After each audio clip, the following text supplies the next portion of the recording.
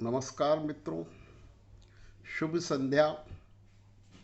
आज 29 मई शनिवार है और हम जीना इसी का नाम है एपिसोड के रूप में चला रहे हैं, श्रृंखला के रूप में चला रहे हैं और जिसमें अभी तक 8 एपिसोड हो चुके हैं, जिनमें हमने विभिन्न उपयोगी विषयों पर चर्चा की है और कोशिश की है कि किस प्रकार से हम अपने आप में सुधार ला सकें।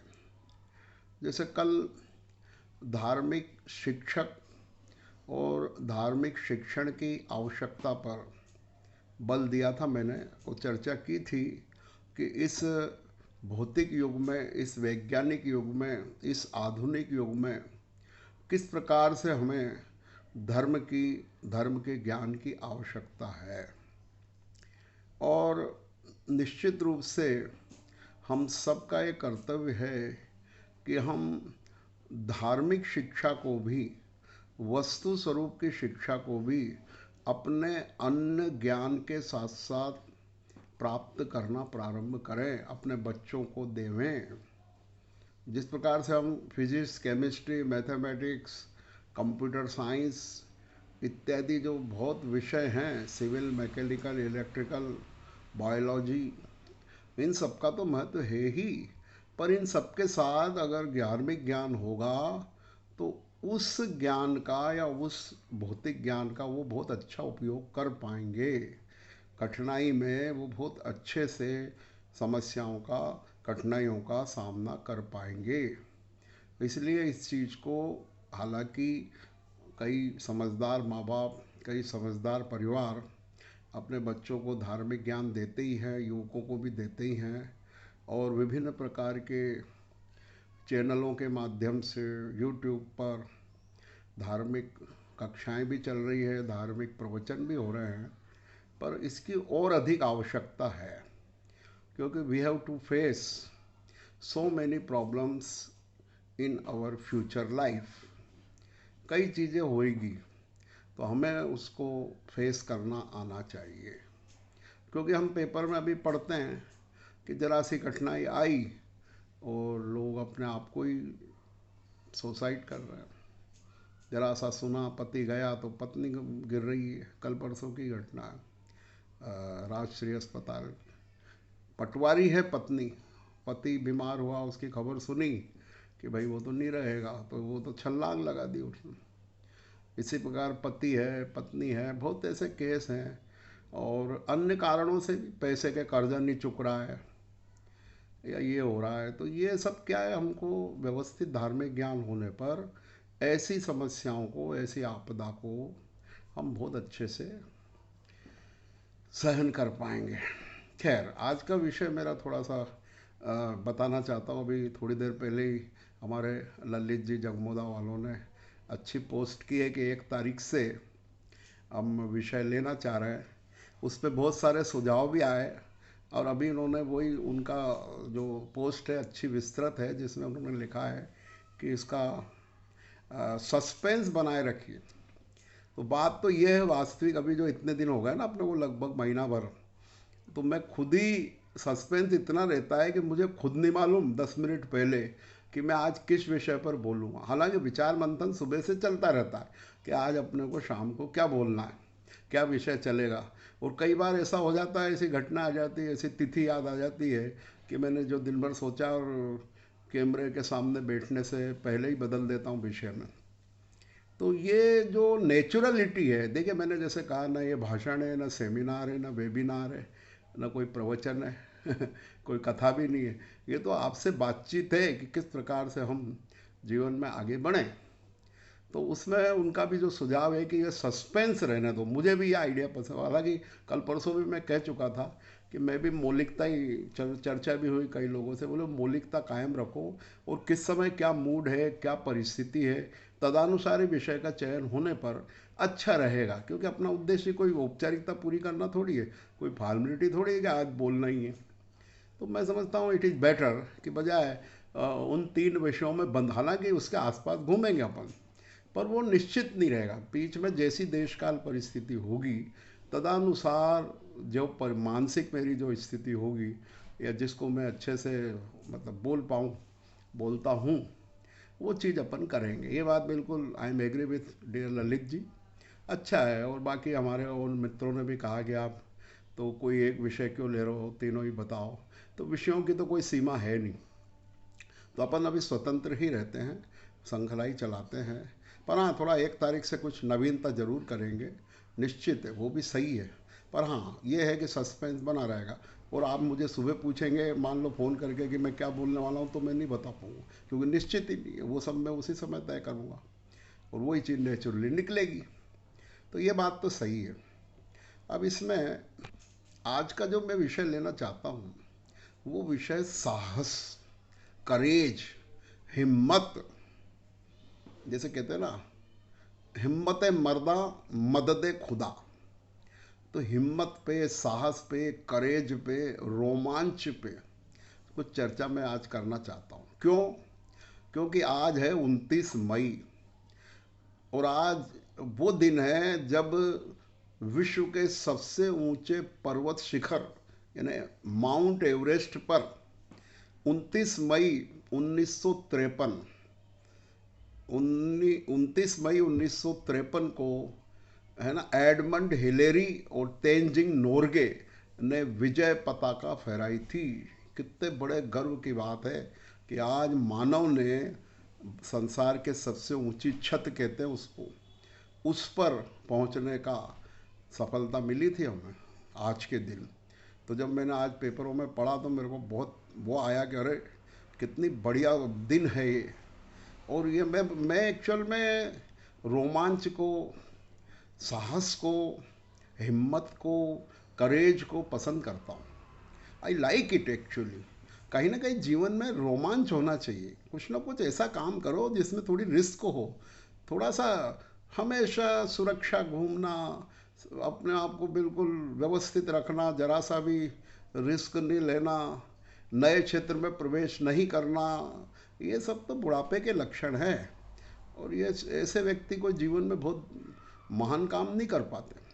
तो देखिए, तेंजिंग नोर्गे और एडमंड हिलेरी जब उस जगह पे चढ़े होंगे 1953 में, तो कैसा सुविधाएं होगी उस समय, कितनी जानकारी होगी, कितने प्रयास होंगे।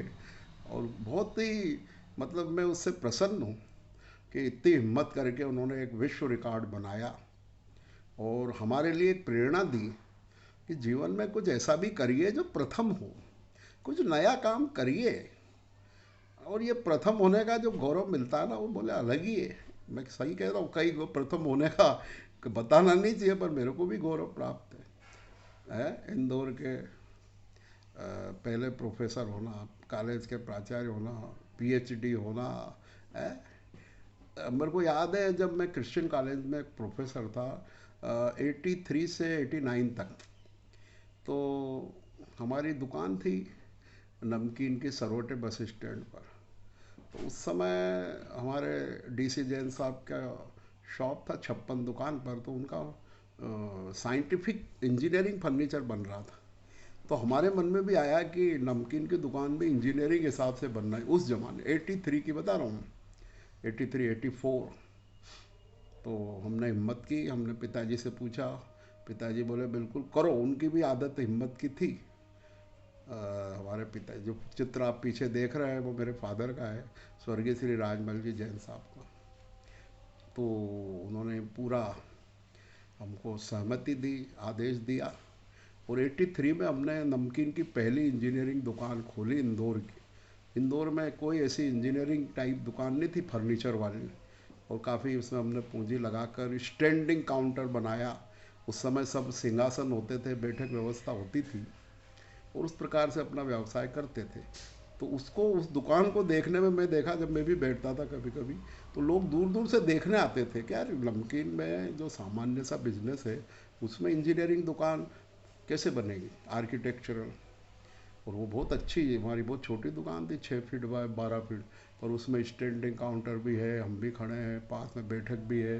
अच्छे, मेरे को याद है उस समय हमने बम्बई से स्टील पट्टी मंगवाई थी, इंदौर में बनती नहीं थी। स्टेनलेस स्टील की पट्टियाँ अलमारियों के आगे लगाने के लिए। वो भी एक अद्भुत चीज़ थी। उसका ऑर्डर बॉम्बे दिया गया और वो मंगा के लगाई गई। एक्रिलिक का बोर्ड बना। तो मैं ये कहना चाहता हूँ उदाहरण द्वारा कि नया कुछ करें जीवन में। वो जवानी जवानी नहीं जिसकी कोई कहानी ना हो। उन आँखों का हंसना भी क्या जिसके आँखों में पानी ना हो। वो जवानी जवानी नहीं जिसकी कोई कहानी ना हो। कुछ कहानी बनाइए। अगर आप जन्म से ही करोड़पति है तो कुछ और कीजिए ना। ठीक है, आपको ज़रूरत नहीं है, मकान दुकान सब मिल गए, तो कुछ तो करो नया काम जो आप कर सकते हो। कुछ लोगों का सुनता हूँ मैं, बहुत अच्छे खाते पीते घर के हैं, तो वो अब ऐसे दूसरे काम कर रहे हैं। तो साहस का काम, मेरा मतलब you should have some courage to do some unique thing, some some courageous thing. कुछ ऐसी चीज़ करिए आप भी। तो उसमें बहुत सारी बातें करेज में आती है। तो आज जो तेनजिंग नोरगे ने जो विजय प्राप्त का दिवस है, उसमें याद आ जाता है जब हम दार्जिलिंग और सिक्किम की यात्रा पर गए थे। मेरे साथ लड्डू लाल जी साहब और टीसी जैन सर भी थे, मिसेज भी थी। तो हमने दार्जिलिंग में हिमालयन माउंटेनियरिंग इंस्टीट्यूट है, उसका हमने दौरा किया, उसको देखा बहुत अच्छे से। तो वो तेनजिंग नोरगे के नाम से ही है वो। और उनकी मूर्ति के आगे फ़ोटो खिंचवाए हमने और उनके बारे में सारी जानकारी प्राप्त की। तो ऐसे थोड़े दिन पहले ही मैंने बछेंद्री पाल की आत्मकथा पूरी की। वो सुनकर मुझको इतना पढ़कर ऐसा लगा कि वो हो एक महिला जो उत्तर काशी के छोटे से गांव में पैदा हुई, पर उसके मन में कुछ नया करने का भाव था। बहुत गरीबी में रही वो, और बहुत सारे के उसने लकड़ी ढोने से लेके सारे काम करे, जंगल से लकड़ी लाना, गोबर थेपना सारा। पर उसको इच्छा थी मैं पढ़ूं, और वो पढ़ती गई। और उसके पिताजी की आर्थिक स्थिति बहुत अच्छी नहीं थी, फिर भी वो लगी रही। और फिर आखिर में उसने पढ़ाई करके पास के गांव में स्कूल भी गई, और बढ़ते बढ़ते बढ़ते फिर बीएड तक भी कर लिया उसने। एमए किया, बीएड किया उस गांव की लड़की ने, उत्तरकाशी के छोटे से गांव।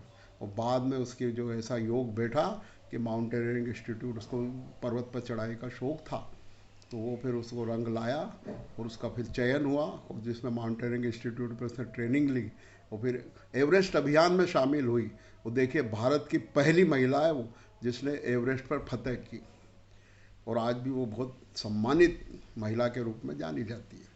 तो मैं आप सबसे कहना चाहता हूँ कि जीवन में कोई ना कोई ऐसी चुनौती, कोई ना कोई ऐसा काम जो आपको पसंद हो, जिसके लिए आप योग्य हो। अभी भी उम्र चुकी नहीं है, कुछ ना कुछ नया करने का हमेशा मौका मिलेगा। हमेशा आप साहसी काम, कुछ काम जिंदगी में, जैसे कहते हैं हम भी इतने योग्य साहब, तो योग्यता, एक समान योग्यता होने पर भी अधिक सफल, अधिक लोकप्रिय व्यक्ति वो होगा जो थोड़ा साहस करेगा। मतलब बिना साहस के आप आकर्षक व्यक्ति तो नहीं बन सकते। तो योग्यता होना, आपके पास साधन होना, आपके पास पूंजी होना, आपको अच्छे शहर में होना, ये तो सब समान हो गया। अब उसमें से आप कौन आगे बढ़ेगा? उसमें आगे बढ़ेगा जो साहसी होगा। यहाँ मैं दुस्साहस की बात नहीं कर रहा हूँ। देखिए, साहस और दुस्साहस में अंतर है। दुस्साहस वो होता है जो कुछ तो भी बिना सोचे समझे कुछ तो भी अपनी हानि कर बैठे। यहाँ कैलकुलेटेड रिस्क लेने की बात हो रही है। नपी तुली रिस्क तो लो जिंदगी में। क्या जिंदगी में सभी सुरक्षा चाहते हो क्या? सुरक्षा चाहोगे तो आपकी कोई जय जयकार, ऐसे कहते हैं ना, बिना किए जय जयकार नहीं होती। कोशिश करने वालों की कभी हार नहीं होती, और बिना किए दिए जय जयकार, तो बिना किए दिए जय जयकार थोड़ी होगी। थोड़ा सा रिस्क लो, थोड़ा डर, गिरने का डर रहेगा, थोड़ा बदनामी का डर रहेगा, असफल होने का डर रहेगा, थोड़ी सी पूंजी चले जाएगी, थोड़े से कोई नाराज हो जाएगा, बहुत सारी बातें हो सकती है। आपको नया काम करोगे तो होने दो, ठीक है, क्या है वो वैसे ही सोचेंगे। पर कुछ तो नया करो। ये ठहरा हुआ पानी बासी पानी, पानी वही है जो कल कल करता हुआ बहे, नई नई जगहों पर जाए, उसका नाम है जिंदगी। जिंदगी इसी का तो नाम है, जीना इसी का नाम है भाई। कि कुछ नयापन करो ज़िंदगी में, नए ढंग के कपड़े पहनो, नए ढंग की हेयर स्टाइल रखो, कुछ नयापन करो, सारी गाड़ियाँ चलाना सीखो। कुछ तो दिखना चाहिए ना कि हाँ ये मैंने नया किया। तो इस लॉकडाउन के अवसर पर आप भी, मुझे उम्मीद है, कुछ अच्छा नया काम करेंगे, जीवन में नई प्लानिंग बनाएंगे, और संबंधित लोगों से गाइडेंस लीजिए जो उसमें अनुभवी हैं, और कुछ ऐसा करिए जो लगे कि यार ये साहसी व्यक्ति है, इसमें बहुत हिम्मत है। और ऐसी कई साहसिक यात्राएं मैंने की है हिमालय इत्यादि की, उसकी चर्चा तो अपन अलग से करेंगे। आज तो मूल मुद्दा यही था कि हमारे जीवन में साहस, करेज, हिम्मत जरूर आए। ऐसा करके उम्मीद है आपको पसंद आया होगा। Thank you.